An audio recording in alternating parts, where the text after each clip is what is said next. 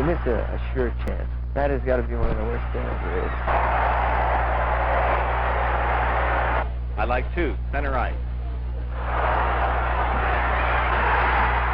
It's a game of spontaneous reactions. I get really emotionally involved in the game. I like to watch it for what it is, a great sport. 4, right down in front, please.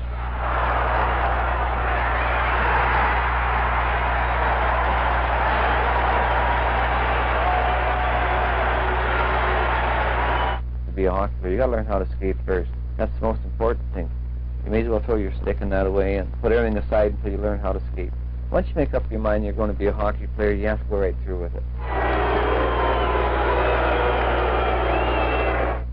I find just sitting in the dressing room and being around the equipment and taking care of little things that you're getting a frame of mind that you're ready to play. I can't really walk in and just step into the gear and go. Some days you hate the game, and other days it's just a love for the game that you can't express. I think a lot of times I'm so mentally into the game that I don't realize things have happened until after. You know, you can come out the next day and you have a bruise and you can't remember where it came from. A hockey player builds from the inside with desire, determination, and a love for the game. What sets him apart from other professional athletes is a unique toughness and the equipment he wears. The most important thing is your skates. If you don't have skates, well, you just don't roll. Some guys shave their sticks in preparation for a game. They shave down the heels and they shave down the toes, and some guys tape the stick from heel to the toe. Tape on the stick is a personal type thing. Some guys use white tape because it's lighter than black tape. Some guys use black tape because they feel it has, you can feel the puck better with black tape because it's a little heavier. Some guys tape it the whole length of the stick because you can hide the puck on your stick. That, I think, was the original idea, other than it protects your stick from breaking. The guy that's got the puck, he passes it, you got to hit him. Take him out of the play so he can't get back in it. And if we do that, I think we're going to stay away from a lot of trouble. And we'll stop their skating game. If we stop that, we're going to beat them, guys. Come on, it's up top. Don't do the penalties, guys.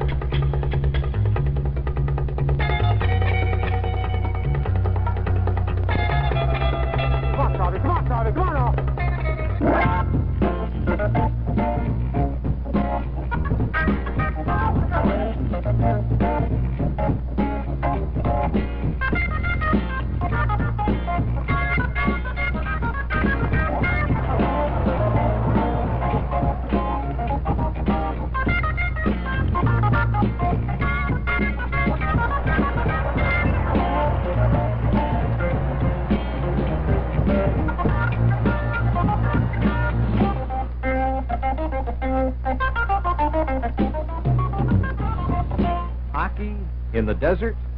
Yes, and the game has enjoyed tremendous acceptance to the unceasing amazement of millions in colder areas. In just 7 short years, the Roadrunners earned Major League status, acquiring a franchise in the World Hockey Association, and in their very first big league season, surprised virtually everyone by icing a strong contender for championship honors. Our desert environment also nurtured a new breed of hockey fans, transplanted Northerners combined with native Arizonans who added their own unique perceptions of the game and an enthusiasm for the sport seldom seen elsewhere. Ronnie? Ray? Now look, backman wants his penalties up, eh?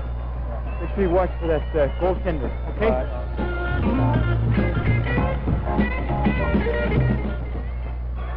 Let's not let him wind up there, eh? No, that's the key to it. For my duties, it's primarily the center iceman is the quarterback of the line to make sure that we're all ready and we all know where we're going. It's a team thing, and I have to be probably the spokesman on the ice when we're rolling. Stop if we're going forward, notice. Face-offs are so important, because it gives you possession of the puck. Okay, Jerry, you got that side. If you're not winning face-offs, you're not going to win games. To play well, I think you could only go about a minute and a half, maybe 2 minutes without a rest. And then I think you have to get off the ice. It's a type of sport where you have to give 100%, and you can't just do that for 5 or 10 minutes. In certain instances, it's tough to go against a big guy in front of the net. If you're fighting a defenseman, he's physically stronger than you, then you just have to outsmart him. It's as much mental as it is physical. You have to make sure everyone's ready, but you have to be that much more ready than everyone else. Inside, you have to have the confidence that you're going to beat that guy, and you have to know where you're going to go with it, and be ready to compensate in case something goes wrong. Get out of here! Get out of here! What's that? One more word and you're gone. Let's go, number 9. Come on, come on.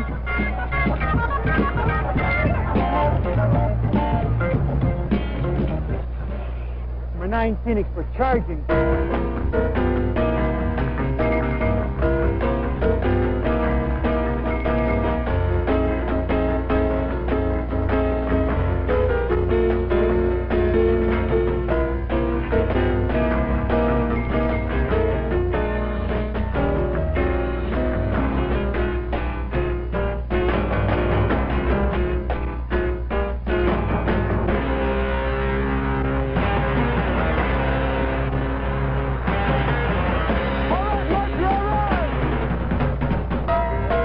We just try to stop them any way we can. Really, there's so many variations of shots that you just can't say, oh, I'm going to use my glove to stop him here or my stick over here. You just stop it with whatever you can get there the fastest.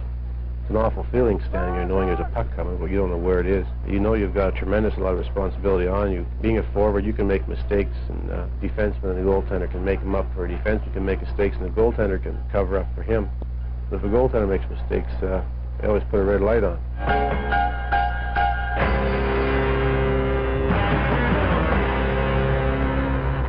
It's an awful feeling knowing that you should have had it. And sometimes you got 15,000 fans up there in your own building saying, well, I could have stopped that one, and no doubt they probably could have under the same circumstances. And there's so many things that go through your mind really that you don't really have time to sort it out or think. It's strictly just reflex actions. They say scoring goals is fun, but stopping it hard work, and it seems like all the goaltender has to do is the hard work part of the job. Look at the foot, fella! Look at the foot!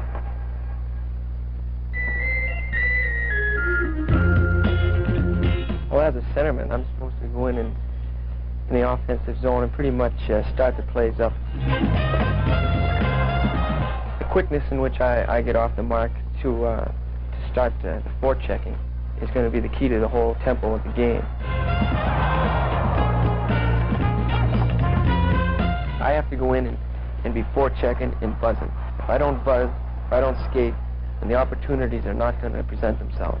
If you cut a man off in the corner, then take the man and play his body, then the winger can come in and pick up the puck that's laying free. Go in and force the other team to make mistakes, jump on them, and capitalize.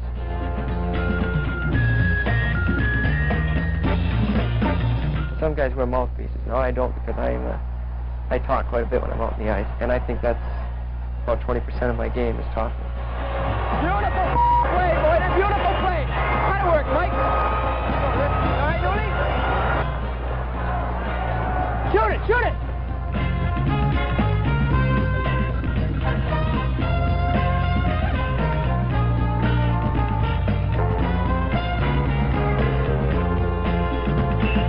When I'm in front of the net and I make a pass, and my teammate scores, I think that it's one of the most thrilling parts of hockey. I get sometimes more of a kick out of that than I do scoring myself. How to be, Dennis? How to be in there? How to forecheck, guys? How to work?